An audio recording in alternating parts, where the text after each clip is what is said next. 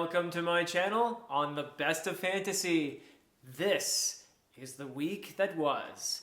Or in this case, I might even say the year that was. Happy New Year, everyone. I am so excited for 2022. Looking forward to all the reads ahead and all the interaction on the channel. I look forward to hearing from all of you guys about the various books that I'll be reading and your thoughts, and to all the collaborations that I'll be having this year. I am very excited for all of it. Well, I want to start with a little acknowledgement. The Dr. Fantasy nameplate that appeared in last week's The Week That Was, or no, actually it was in my top Reads of the Year video, excuse me. It was in my favorite Reads of the Year video. The nameplate had its debut in that video. Many of you probably saw it there. And I did not know at the time for sure who had sent me the nameplate, but I now can confirm it was none other than Alan from the Library of Alexandria. So thank you, Alan, so much for the wonderful nameplate, the Dr. Fantasy nameplate, which I will probably include in every episode of The Week That Was henceforth. And particularly tickled that he included the fact that I am the nemesis of Professor Fireballs on there. So in case anyone didn't know that already. So yes, I'm very happy to have that here. Thank you, Alan, once again. And what did I do in the last week of 2021? Well, as I just said, I released my top reads of 2021 video, and that video has done very well. Lots of views and lots of wonderful comments from everybody. I got to hear about other people's top reads for the year, got some great recommendations, so thank you so much, everybody. I have a growing TBR, so my long-term TBR is like Mount Everest at this point, but one day I shall climb it, or at least I keep telling myself that. But so many great books to look forward to, and that is a good thing, I think. So, and as many of you already know, I spent some time recently in my home state of Vermont, and I got to spend a lot of time with family and with some old friends up there. Had a great time. So I didn't do as much reading as I might have otherwise, but hey, that's a great thing. So I really enjoyed myself immensely up in my old haunts, and even sent a little Happy New Year video to all of you from a very special location for me. This is a location where one day, probably a few years from now, I hope to build a home, have some land up there waiting for me. So we shall see when that can happen, but I'll show you a picture here in this video, and the picture I'm showing now is actually a view of the land where I'll be building my home. You can see in the background there that there is an old one-room schoolhouse there from, I believe, the 19th century. And above that schoolhouse, you can see a white snow-covered hillside. And that hillside is where I hope one day to reside. That will be my dwelling place where I will be writing and making videos and saying hello to you all from there someday. So we shall see, but I'm very excited to share that with all of you. So what else did I do? Well, an important thing that I took part in did not appear on my channel, but on AP's channel, A Critical Dragon, was the discussion of Toll the Hounds, and it was with AP and Steven Erikson. So it was such a wonderful pleasure to take part in that discussion. I think I mentioned it last week, but the video came out just in this prior week. And I am once again just profoundly moved by the experience of having the opportunity to talk with such a talented author about his book, and to pick his brain a little bit, to ask some questions, and deepen my own understanding of what I consider to be one of the greatest reads of my life. So yeah, Toll the Hounds is a very, very wonderful and moving book. It is unique even among the books of the Malazan Book of the Fallen. It is quite the experience, and I think most Malazan fans would agree that it is a distinct book among the 10. So just great to have Steven Erikson's insights and AP's insights as well. I mean, both of them are pretty smart individuals. So I got to sit there and have a chat with them. So yeah, it was quite fun. And what else am I doing? Well, I'm continuing to love Stephen King's. Stephen must be a good name for an author, because I'm loving Stephen King's Wizard and Glass, the book 4 of The Dark Tower. I'll be finishing this up this weekend, just about there. I am definitely going to keep it, I'm pretty sure, in my top reads of the year video, but I shall confirm that when I release the review of it. Will be on Tuesday. I'm planning to release my review, so that should be a very positive review. I can say that right now. I've been enjoying it very much. I think it's definitely going to be my favorite of the Dark Tower books among the first 4. So, we shall see. I know that the last few books in Dark Tower are a bit divisive. So you have some people who seem to like the way they go, and quite a few fans of Stephen King, even fans of Dark Tower, who are not so happy about the direction particularly I think the last 3 books. So I'll be curious to see how that goes. I'm actually going to read book 4.5, Wind Through the Keyhole, before I move on to the Wolves of the Kala. Is that what it's called? That's book 5. Yeah, I don't know why they don't just call Wind Through the Keyhole. I guess because it was published later. And it's a little bit shorter book, but I'm going to read that first, I believe, and then move on to the last 3 Dark Tower books proper. So that is my plan at the moment. I know there are a bunch of other Stephen King books that absolutely you could read before reading the rest. They get spoiled, and I'm aware of them. I'm just not going to read them all. Salem's Lot being one of them. Another one I'm going to read eventually, The Stand. So I know there are related books. I don't mind books being spoiled, so eventually if I do read Salem's Lot, that's okay.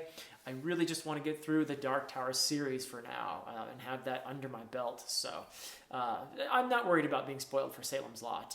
But I probably will read it eventually, because I'm really deeply impressed by Stephen King's writing. So that is my plan. I'm going to, after I finish Wizard and Glass, eventually read Wind Through the Keyhole and then the last 3 books. So that's what I'm going to do.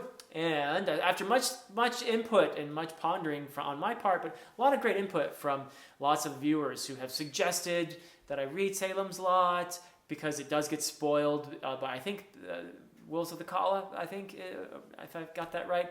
But again, I'm not too worried about that being spoiled. I'm not a person who gets very upset by spoilers for the most part. But don't put any spoilers in the comments, because other people might see them. So please keep the comments spoiler free. Yeah. I'm very, very excited to continue in my journey toward the Dark Tower. So, and I will be reading after this big chunky book, Wizard and Glass. I'm going to be continuing in the Long Price Quartet, reading A Betrayal in Winter. I'm very excited for that, because I'll be reviewing it, of course. And it's a fairly short book. This is an omnibus edition, so it's actually like half of this. And I will be having my usual review, but also having the discussion with my friends from other channels, like Nico and Andrew and Sarah and Zara and Alan from the Library of Alexandria. So yeah, we're going to have that in mid-January or so, as I've been saying, and I'm very excited for that. And then I'm going to be reading Ian Esselman's Blood and Bone, and I am really, really eager to get onto this and to talk with AP about it in our ongoing discussion series of not only the Malazan Book of the Fallen, but also novels of the Malazan Empire by Ian Esselman, who has become one of my favorite authors, as well as Stephen Erickson. So, yeah, I mean, I have loved every single book in novels of the Malazan Empire, but particularly, though, books 3 and 4 are absolutely brilliant. And I even included book 3, Stonewielder, in my favorite books of 2021. So yeah, it deeply impressed me. So I have very high expectations at this point for books 5 and 6 to finish out the series in a very strong way. So I'm very excited for that, and to talk with AP, because talking with AP about all these books makes it even more fun.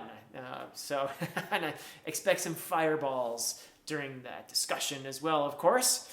It wouldn't be talking with a Critical Dragon otherwise now, would it? So, What else is going on besides these wonderful collaborations? Well, let me give you a little life update, I guess. That's what they call it on YouTube when you talk about your personal life, I think, right? Life update. So just a quick little life update from me. In addition to the fact that I am now diving into my writing more and more, which I am enjoying immensely, I will, starting in the spring semester of 2022, I will be the interim chair of my English department at the college where I work. So I'm going to be a bit busier, perhaps. I still intend to try to keep to my 3 videos a week schedule, releasing in most weeks. I will try to release a video on Tuesday and Thursday and Saturday. That seems to be my schedule that I've settled into, and it seems to work pretty well. But I don't know exactly how that's going to go. I don't know how busy I'm going to be, but I'm going to try to stick to what I've been doing here on the channel, and hopefully that all works out really well. So I'm very excited to start this new position.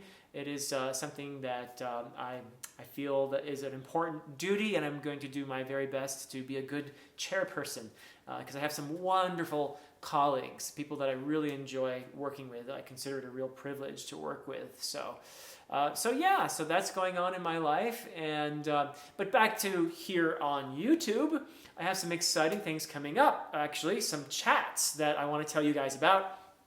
One in the immediate future is going to be on Tuesday night, Tuesday following this. I can't remember what day that is. Yeah, you can do the math, but it's this coming Tuesday on Jimmy's channel, A Fantasy Network. We are going to be discussing Reaper's Gale. Yes, that's right. Book 7 of the Malazan Book of the Fallen. Jimmy has finished it, and he is ready to discuss it.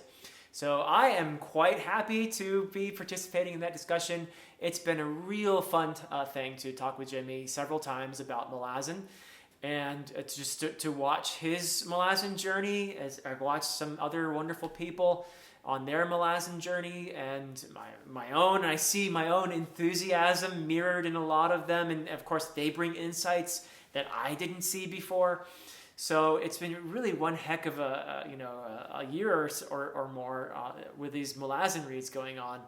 But Jimmy brings his own perspective, and I really enjoy hearing what he has to say about these books. So I'm very excited, and that will probably be a live thing on Jimmy's channel.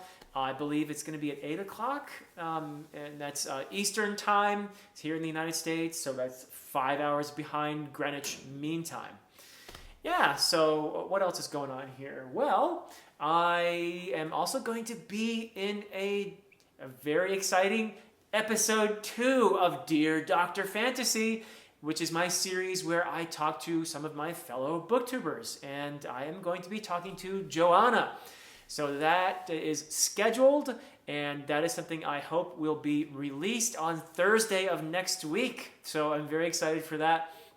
Dear Dr. Fantasy, I'm going to have a chat with Joanna about whatever comes up, but I know that she has just finished the Malazan Book of the Fallen, so I do expect probably to talk about Malazan, but also about many other things.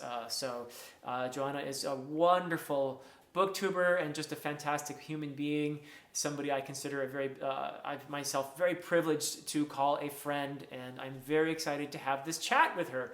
My second episode of Dear Dr. Fantasy, the first one was with Mike from Mike's Book Reviews, and we had a grand time talking about all sorts of things. But mostly books and fantasy and related topics. So yeah, but whatever comes up, and I'm anticipating that's going to be a lot of fun. I'm also going to be in a chat with another friend, Cal from Really Good and Kind, and he is a fantastic, I call him a Malaz-tuber, but he's actually very well read in fantasy. But he's especially brilliant when it comes to all things Malazan. This is an individual who's read the Malazan Book of the Fallen in umpteen times. I can't remember exact. Cal probably read it another 2 times since the last time I asked him how many times he's read it. But he's a brilliant guy, lots of fun. We might be talking about Carcanus, but I'm not exactly sure. I haven't read. It's been a long time since I read Carcanus, so we'll see. It'll be a Malazan topic for sure, though. But that is going to be on his channel, and I will certainly make an announcement once that happens. But that is something, the discussion is going to happen next week, and I'm very excited for it. I'm also soon going to be talking with Steve over at Steve Talks About Books and Stuff. And I have talked with Steve before on his channel. He's an exceptionally wonderful human being, and just a really friendly, warm individual who does some really cool stuff on BookTube. Steve is the individual who, there are certain people out there like Petrick, for example, who do a lot of for non-traditionally published authors, so self-published authors and indie press authors and authors of that sort. Steve is just consistently interviewing. He's got loads of great author interviews on his channel, and he's always reading. The majority of the books he reads, I would say, are independent books, are self-published authors and indie press authors. So he's doing a great service on his channel, and a fantastic person too. So just a lovely human being. And I'm very excited to be talking with him again. So yeah.